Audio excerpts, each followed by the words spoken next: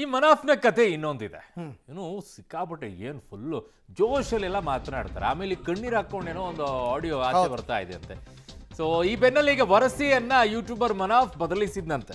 ಏನು ಯಾವ ವಿಚಾರಕ್ಕೆ? ಮದುವೆ ಸುಜಾತಾ ಭಟ್ ಕೇಸ್ ವಿಚಾರದಲ್ಲಿ. ಕೇರಳದಲ್ಲಿ ನಾನೊಬ್ಬನೇ ಈ ಹೋರಾಟದಲ್ಲಿ ನಿಂತಿದ್ದೇನೆ. ಯಾರು ಕುಮ್ಮಕ್ ಕೊಟ್ರು ನಿಂಗೆ? ಈ ವಿಚಾರದಲ್ಲಿ ನನಗೆ ತುಂಬಾ ಅವಮಾನ ಮಾಡಿದ್ದಾರೆ. ಯಾರು? ಅಮ್ಮ ಎಂದು ಭಾವಿಸಿ ಸುಜಾತಾ ಭಟ್ ಜೊತೆಗೆ ನಾನು ನಿಂತಿದ್ದೆ. ಇಂಥವರನ್ನ ಯಾವತ್ತೂ ಕೂಡ ಬೆಂಬಲ ಮಾಡಬಾರದು. ತಿಮ್ರೋಡಿಯನ್ನ ಏನ್ ನಂಬ್ಕೊಂಡಿದ್ಯಪ್ಪ? ಇವರ ನಮ್ಮ ಅಂತ ಅನ್ಕೊಂಡ್ರೆ ಏನಪ್ಪ ನಿಮ್ಗೆ ಏನ್ ಕತೆನೋ? ಇವರಿಂದ ನಮಗೆ ಎಷ್ಟು ತೊಂದರೆ ಆಗಿದೆ. ಯೂಟ್ಯೂಬರ್ ಮನಾಫ್ಗಳಿಡುವಂತ ಆಡಿಯೋ ಈಗ ಲಭ್ಯವಾಗಿದೆ. ಫಸ್ಟ್ ಆಡಿಯೋನ ಕೇಳಿಸ್ಕೊಂಡ್ಬಿಡೋಣಲ್ವಾ?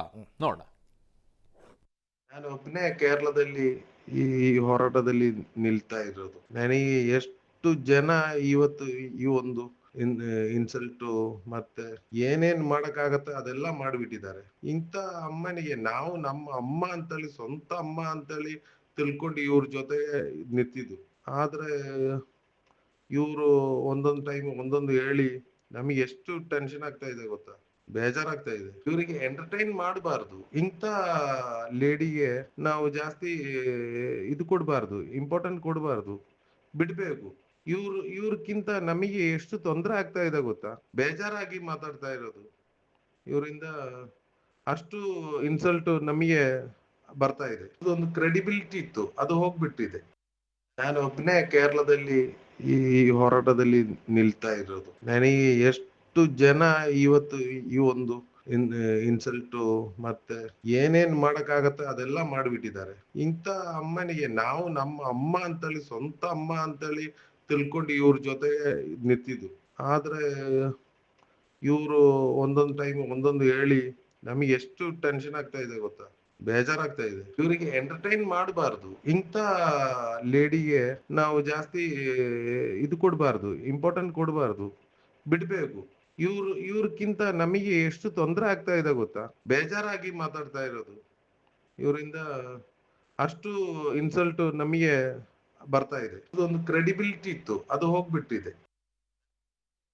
ಕ್ರೆಡಿಬಿಲಿಟಿ ಮತ್ತು ಪ್ರಾಮುಖ್ಯತೆಯ ಬಗ್ಗೆ ಮಾತನಾಡ್ತಾನೆ ಈ ವ್ಯಕ್ತಿ. ಮೂರ್ಖಂತರ. ಯಾವ ಕ್ರೆಡಿಬಿಲಿಟಿಯಪ್ಪ? ಆಮೇಲೆ ಅವ್ರನ್ನ ನಂಬಾರ್ದಾಗಿತ್ತು ಅಂತ ಹೇಳಿದ್ರಿ. ತಿಮ್ರೋಡಿಯನ್ನು ನಂಬಿದ್ದು ಸರಿ ಇತ್ತಾ? ಚಿನ್ನಯ್ಯನ ನಂಬಿದ್ದು ಸರಿ ಇತ್ತಾ? ಪ್ರಾಮುಖ್ಯತೆಯನ್ನು ಕೊಟ್ಟಿದ್ದು ಸರಿ ಇತ್ತಾ? ಅವನಲ್ಲಿ ತೋರಿಸಿದ್ದು ಸರಿ ಇತ್ತಾ? ಎಲ್ಲವೂ ಕೂಡ ವೆಲ್ ಪ್ಲ್ಯಾನ್ಡ್ ಅನ್ನುವಂಥದ್ದನ್ನೇ ಹೇಳ್ತಾ ಇದ್ದಾರೆ ಸುಜಾತಾ ಭಟ್ ಅವರು. ನಾನು ಹೋಗಿದ್ದು ಈ ವಿಚಾರಕ್ಕೆ, ಜಾಗದ ವಿಚಾರದಲ್ಲಿ. ನಾವು ಹೇಳ್ದಂಗೆ ನೀನು ಹೇಳು ಅಂತ ಹೇಳಿಸಿದ್ರು ಅಂತೇಳಿ. ಅದು ಗೊತ್ತಾಗಿರ್ಲಿಲ್ವಾ ನಿನಗೆ? ಮೂರ್ಖ, ಶತಮೂರ್ಖ. ಕ್ರೆಡಿಬಿಲಿಟಿ ಬಗ್ಗೆ ನೀನು ಕುತ್ಕೊಂಡು ಮಾತನಾಡ್ತೀಯ. ಅದಕ್ಕೆ ನಾವು ಸಾರ್ವಜನಿಕರಿಗೆ ಹೇಳೋದು, ಮಾಧ್ಯಮಗಳಲ್ಲಿ ಏನು ಬರುತ್ತೆ ಅದರ ನಂಬಿಕೆ ಇರಲಿ. 1% 2% ಆಚೆ ಈಚೆ ಆಗಬಹುದು ನಮಗೂ ಕೂಡ. ಆದರೆ ಕೆಲವರು ಈ ಅತಿರೇಕದಲ್ಲಿ ವರ್ತನೆಯನ್ನು ಮಾಡುವಂಥ ಯೂಟ್ಯೂಬರ್ಸ್ಗಳಿದಾರಲ್ಲ, ಇದು ಕ್ರೆಡಿಬಿಲಿಟಿಗೆ ಅರ್ಹತೆಯನ್ನು ಪಡ್ಕೊಳ್ಳೋದಿಲ್ಲ. ಅಲ್ಲ, ಈಗ ವಿಡಿಯೋಗಳನ್ನ ಮಾಡಿ ವಿಡಿಯೋಗಳನ್ನ ಯೂಟ್ಯೂಬಲ್ಲಿ ಅಪ್ಲೋಡ್ ಮಾಡಿಕೊಂಡು ಲೈಕ್ಸು ವ್ಯೂಸು ದುಡ್ಡು ಪಡ್ಕೋಬೇಕಾದ್ರೆ ಎಲ್ಲ ಚೆನ್ನಾಗಿರುತ್ತೆ. ಈಗ ಕಾನೂನು ತಗಲಾಕೋತಾ ಇದೀವಿ ಅಂತಂದಾಗ ಪಶ್ಚಾತ್ತಾಪದ ಮಾತುಗಳು ಎಲ್ರದು. ಅದಕ್ಕೆ ಜವಾಬ್ದಾರಿ ಇರಬೇಕು. ನಾವೆಲ್ಲ ಮಾಧ್ಯಮಗಳಲ್ಲಿ ಇದ್ದಾಗ ಮಾತನಾಡಬೇಕಾದ್ರೆ ತುಂಬ ಜವಾಬ್ದಾರಿಯುತವಾಗಿ ಮಾತಾಡ್ತೀವಿ. ನೀವು ತುಂಬ ಜನ ಕಮೆಂಟ್ ಮಾಡ್ತಿರ್ತೀರಲ್ಲ, ಆ ಸುದ್ದಿ ಯಾಕ್ರಿ ತಗೊಂಡಿಲ್ಲ, ಈ ಸುದ್ದಿ ಯಾಕ್ರಿ ತಗೊಂಡಿಲ್ಲ. ಅದರೊಳಗಡೆಗೆ ಆ ಮನಾಫ್ ಹೇಳ್ತಿದ್ನಲ್ಲ, ಅದು ಏನಿದೆ ಪ್ರಾಮುಖ್ಯತೆ, ಅದರೊಳಗಿರುವಂಥ ಸತ್ಯಾಂಶಗಳೇನು ಬರಬೇಕು. ನಾವೆಲ್ಲರೂ ಕೂಡ ಇದ್ವಲ್ವ, ನಾವು ಹೇಳ್ಬೋದಾಗಿತ್ತು ಆ ಕಥೆಯನ್ನು. ಹಂಗಾಗಿದೆ ಹಿಂಗಾಗಿದೆ ಅಂತ ಯಾಕೆ ಹೇಳಿರಲಿಲ್ಲ? SIT ತನಿಖೆ ಮಾಡ್ತಾ ಇದೆ, ಆಚೆ ಬರಲಿ ಅಂತ ಅತ್ಯಂತ ತಾಳ್ಮೆಯಿಂದ ಇದ್ದಿತ್ತು. ಈ ಮೂರ್ಖ ಶಿಖಾಮಣಿ ರೀತಿಯಲ್ಲಿ ಅಲ್ಲ. ಅವನು ಯಾರೋ ಕೂತ್ಕೊಂಡು ಹೇಳದ್ನಂತೆ, ರಾತ್ರಿ ಎಲ್ಲ ಕೂತ್ಕೊಂಡು ಡಿಸ್ಕಷನ್ ಮಾಡ್ತಿದ್ರಂತೆ, ಬೆಳಗ್ಗೆ ಎದ್ದ ತಕ್ಷಣ ಒಬ್ಬೊಬ್ಬರು ಒಂದೊಂದು ಬಿಲ್ಡಪ್ಪನ್ನು ಕೊಟ್ಕೊಂಡು ಓಡಾಡ್ತಾ ಇದ್ರಂತೆ. ಅನುಭವಿಸ್ರಪ್ಪ, ಈಗ ಅನುಭವಿಸಿ.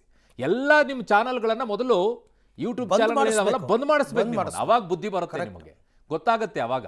ಇಲ್ಲದ್ರೆ ಹೊತ್ತು ಬಿಟ್ಟು ಇವೆಲ್ಲ ಹೇಳಿದ್ರೆ ಆಗಲ್ಲ. ಬಂದ್ ಮಾಡಿಸ್ಬೇಕು, ಅವಾಗ ಕರೆಕ್ಟ್ ಆಗುತ್ತೆ.